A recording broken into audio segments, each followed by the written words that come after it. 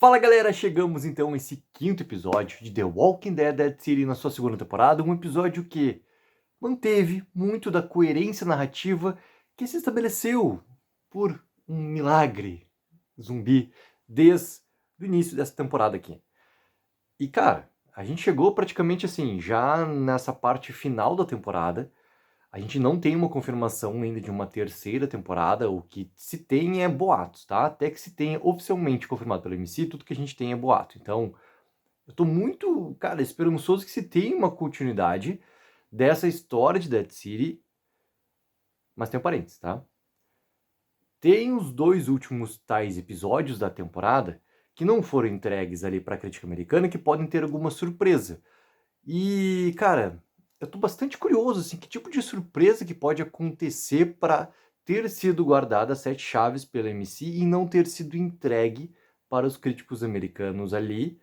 Algo que daqui a pouco defina não ter uma continuidade de uma terceira temporada e tudo mais, né? Eu sei que o Jeff Demore tava aqui com o Rodrigo Lombardi gravando lá o comercial, né? Da cerveja, aquela coisa toda. Inclusive brincou, vou levar o Rodrigo Lombardi lá pra Dead City e tudo mais, que obviamente, cara, vai ter uma terceira temporada, entendeu? Só que é estranho até agora em si não ter se pronunciado, tá? Mas, fechada essa gaveta, vamos ao episódio. Novamente a gente teve essa questão do episódio não ter sido liberado antes, né, pela MC. Pô, MC, somos todos aqui assinantes, aquela coisa toda, libera o episódio antes, cara. Pô, né, faz como é que é, a alegria do fã brasileiro, cara. Libera antes o episódio. Mas, novamente, cara, episódio magistralmente legendado pelo grande Guilherme Catai. E é um episódio que, assim como comecei a crítica aqui, falando dessa coerência narrativa, ele consegue deixar, assim, algumas reviravoltas que eu fiquei muito surpreso nesse episódio, o ponto que ele se estabelece nessas reviravoltas. A gente teve, simplesmente, 3 mortes extremamente significativas nesse episódio. É um episódio, cara, que me surpreendeu muito com essas 3 mortes significativas, porque quando acontece uma reviravolta, ela ali se estabelece realmente com um grau de importância. Só que principalmente a gente teve 3 mortes que mudam tudo, coloca tudo assim, ó, a perigo porque vem pela frente. Primeiro, vamos começar pelo grupo do Christus, tá? É óbvio que o que tá acontecendo ali, ele dá uma quebra violenta, tá? A partir do momento que a gente entende lá a questão das crianças, das mulheres, todos ali, o grupo todo, né, do Christus, que é um grupo muito além do que aquela aparência que tinha dele ser um grupo bélico, talvez o mais bélico de todos os outros grupos ali, tirando, né, os Burazi do croata, da dama, aquela coisa toda, se quebra muito daquela figura que tinha, né? E daí tem toda a conversa que pode acontecer entre o Negan e o Christus, porque eles, como o Negan propriamente coloca, eles têm algo em comum. É óbvio que a entrada das crianças ali, ela não só modifica, como ela também, assim, pra mim, ela dá uma quebra além em questão do roteiro. Vou explicar, tá? Esse primeiro momento é muito assim, ó, claro que ou, cara, eu, tu, qualquer um que tá vendo esse vídeo aqui, que é fã desse universo The Walking Dead, tá acompanhando esse universo há tanto tempo, compra realmente ali que as crianças iriam entrar no meio de toda aquela situação criada ali, onde já tem um tempo que ela está acontecendo, porque ela vem desde o momento lá da rua, onde eles já pegam, né, e pegam o Negan e os 2, 3 Burazi que estão junto ali. Se tu não compra justamente nesse primeiro momento ali, não adianta, cara. O que vai acontecer depois, até no decorrer do episódio, vai ficar difícil de comprar. Então, assim, esses detalhes em questão de roteiro do que precisa acontecer para dar essas mudanças, quem acompanha aqui o canal sabe, desde o momento que eu e o Henrique começamos junto a cobrir o universo The Walking Dead, a gente, de vez em quando, é simplesmente uma questão de passagem de pano, porque eu, tá, se fosse uma outra situação, cara, eu ia ficar muito brabo da primeira grande reviravolta do episódio ser justamente ali por um detalhe que, cara, eu acho que não aconteceria, tá? Mas, ok, acontece pra mim, segue, vamos ver o que essa história vai contar. E funciona, porque traz ali uma aproximação pro Negan que vai ser muito importante, porque o grande personagem desse episódio é o Sr. Negan. E quando chega o croata lá, a gente tem toda essa questão ali que envolve praticamente o extermínio, né, do grupo do Crystal. Esse grupo ele não vai mais existir. Ele não tem mais nenhum tipo de perigo para apresentar. E essa é a grande primeira reviravolta, porque conversa muito com essa questão toda, não só da resposta que o Chris queria dar em relação ao que aconteceu na igreja pro Negan, como está muito bem falado naquele primeiro momento do episódio ali, mas pelo que ele quer provocar contra o grupo da Dama, que daí vem a questão lá da subestação, tudo mais, cortar a energia da Sexta Avenida. E essa primeira grande reviravolta, ela já me deu, assim, um pequeno baque, assim, porque ela é fundamental pro personagem do Croata. Porque o Croata, na primeira temporada, ele era apenas um sociopata, né? Um cara lá, tudo mais, louco, que conheceu o Negan lá de outro momento, que justamente por ser mais, né, sociopata, onde o próprio Negan achou, cara, pera, tá demais, vai caminhar. Tirou o Croata do grupo ali, dos Salvadores e tudo mais.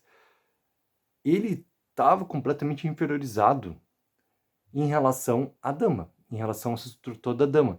E eu gosto quanto que esses 5 episódios trabalharam essa questão também, e ainda bem que fizeram isso, porque isso não tem nada da primeira temporada, mas a primeira temporada, cara, não adianta. Sempre que a gente tocar na primeira temporada, ela é um desperdício de tempo dessa história aqui, que a gente vê na segunda temporada, realmente ter essa coerência narrativa e ser justificado do porquê que ela existe também. Porque ela funciona. É aquela questão subjetiva, cara. É a melhor coisa do universo de The Walking Dead? Não é e não vai ser. Mas é uma história que tá massa de acompanhar. Porque as coisas estão bem colocadas ali, bem desenvolvidas dentro dessa estrutura toda. E, obviamente, dando um banho no que foi da primeira temporada. Então, os 5 episódios, eles desenvolveram muito essa questão da Dama com o croata ali. E que eu gostei, cara, porque chegou realmente nesse limite. Onde tem essa troca toda acontecendo entre eles naquela cena final. E tudo começa desde o momento da subestação, tudo começa na patada violenta que a Dama dá no croata em relação à roupa. E depois em relação a não, o Negan vai sozinho, tu vai resolver os problemas aí. Sempre essa questão de inferiorizando o croata, né? E daí, cara, a gente chega nessa questão toda do que o Negan tá tramando. A gente conhece o Negan. A gente conhece o Negan. Eu tava com saudade desse Negan também. Porque esse Negan, ele é o estrategista a ponto de ir movendo as peças sem que os outros entendam o que ele realmente está fazendo naquela situação. E ele vai se adaptando à situação. Porque o Negan, de toda a jornada que esse personagem está tendo até agora, em Dead City, ele é o Negan real, aquele Negan que está conversando com Christos pós a entrada das crianças. Aquele é o Negan real, aquele é o Negan de hoje. E é o Negan também que, quando conversa com a Dama antes de ser enviado sozinho para conversar com Christos, fala sobre o ponto certo, qual é o foco.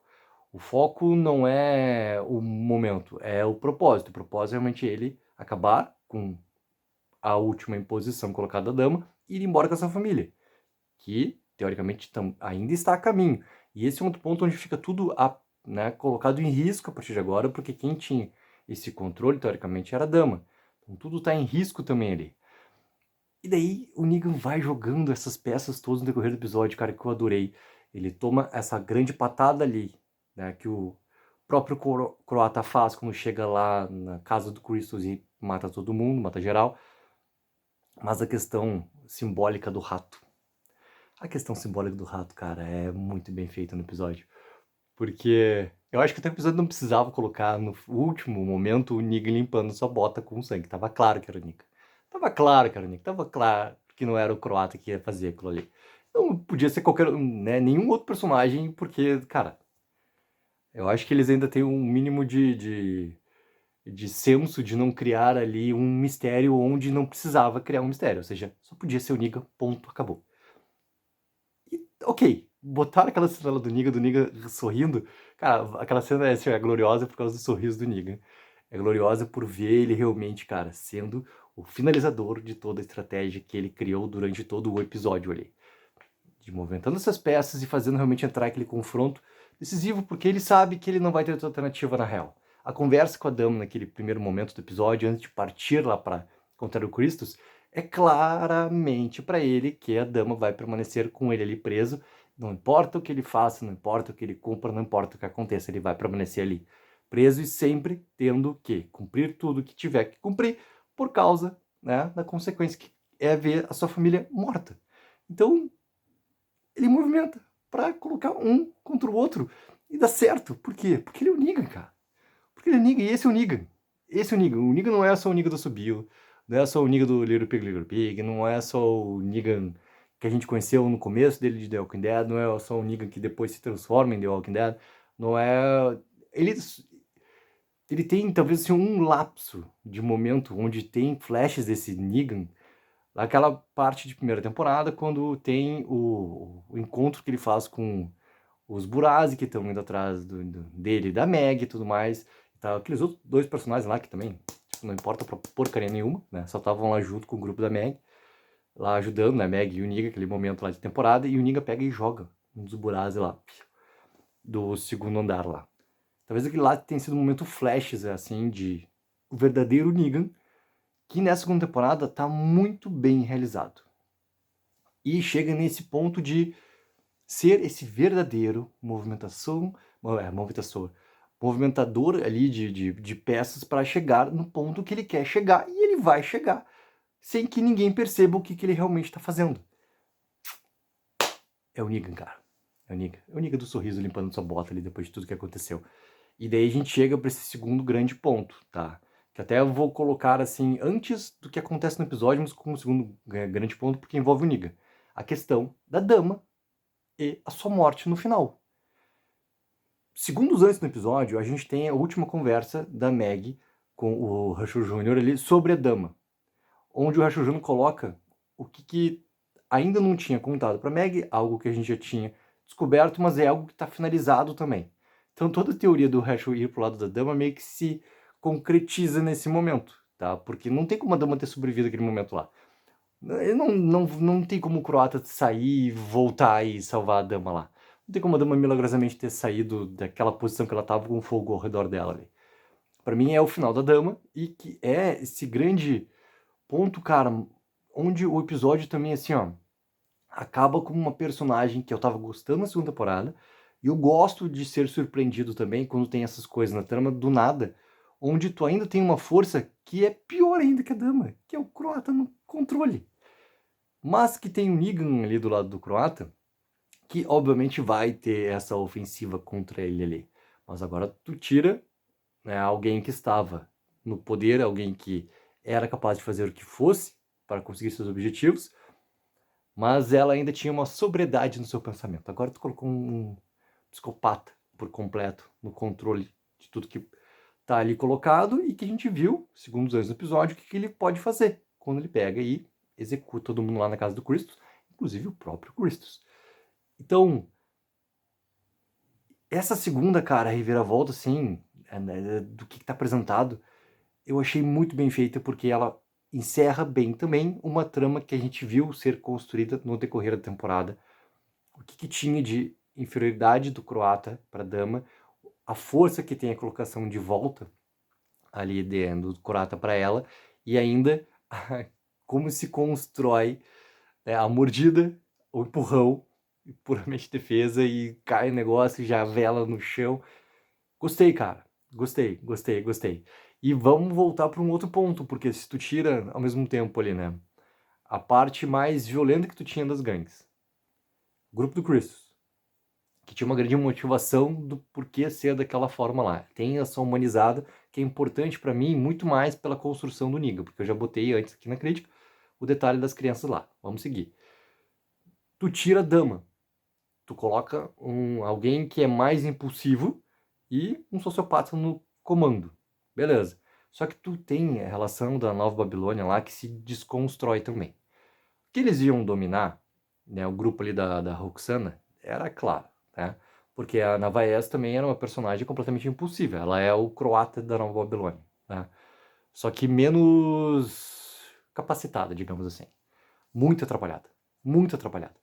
E é uma personagem que tem um momento ali que eu queria muito que ela fosse morta pela Meg, cara. Muito. Muito. Quando a Meg vai pra trás dela, que ela tá tentando fugir. E ela tá segurando a Rachel Jr., tá vindo zumbi, não sei o quê. Ah, cara, se o zumbi Roxana pra vir e dar a primeira mordida lá na Navaes, ah, ok, é bonitinho, tá? Pra mim, narrativamente, a força de toda aquela situação ali era a Meg. Porque a Meg, ela precisa ter de volta algo que ela fica brincando durante a primeira temporada, mas, né, a bagunça, então, narrativa, lá se perde essa força toda. Mas que tem dentro dela também ainda, que é aquilo que a gente volta na questão dos Reapers. E o que ela faz naquele episódio, o famoso 6x9, lá de The Walking Dead. 6x9 não, vamos falar direito. 11x9 de The Walking Dead, quando tem a finalização do grupo dos Reapers lá, que a Meg simplesmente executa aos olhos do Negan e também ao aviso do Negan de, cara, não faz isso, porque eu sei esse caminho que tu tá indo. Não faz. E a Meg faz. Esse momento, por causa ainda do Rachel Jr., era o momento da série entregar um momento entre a Navaez e a Meg. Me entrega esse momento, cara. Me entrega esse momento. Porque esse momento, pra Meg, é importante porque isso já aconteceu antes. Pô, a série Dead City tá brincando de trazer momentos, né?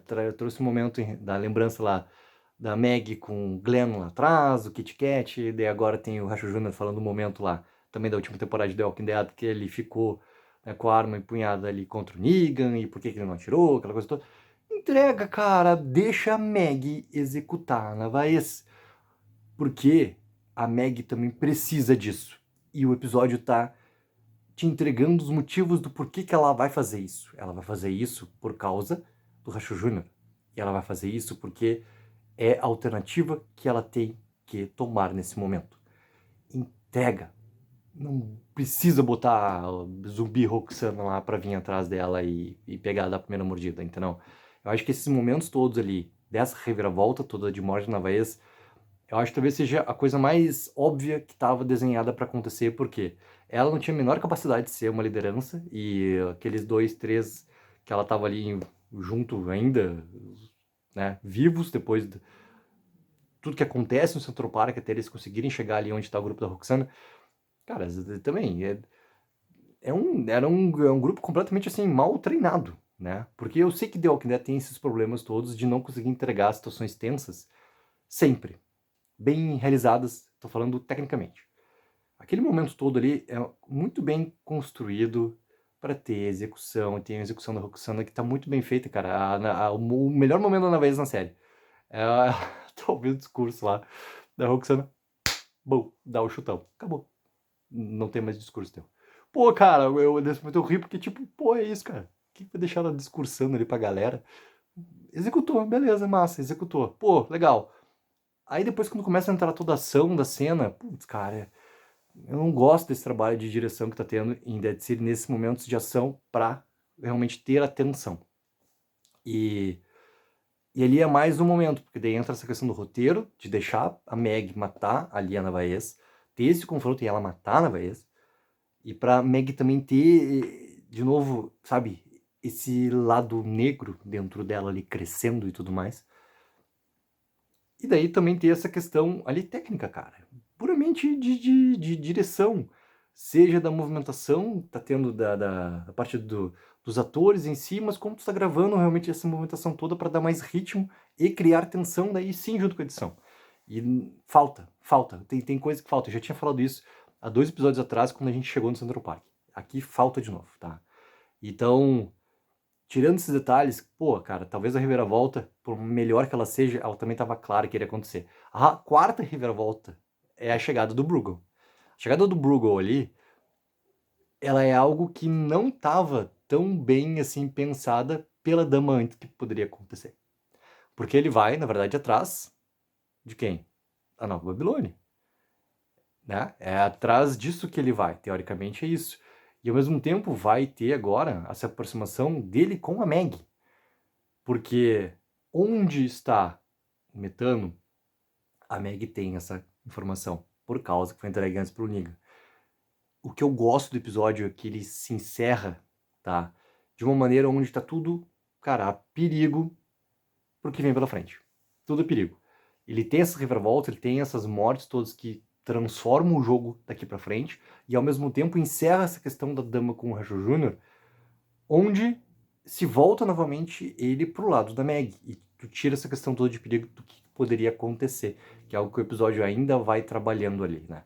Então, pô, cara, não adianta. O inimigo íntimo de Dead City na sua segunda temporada é a própria Dead City primeira temporada.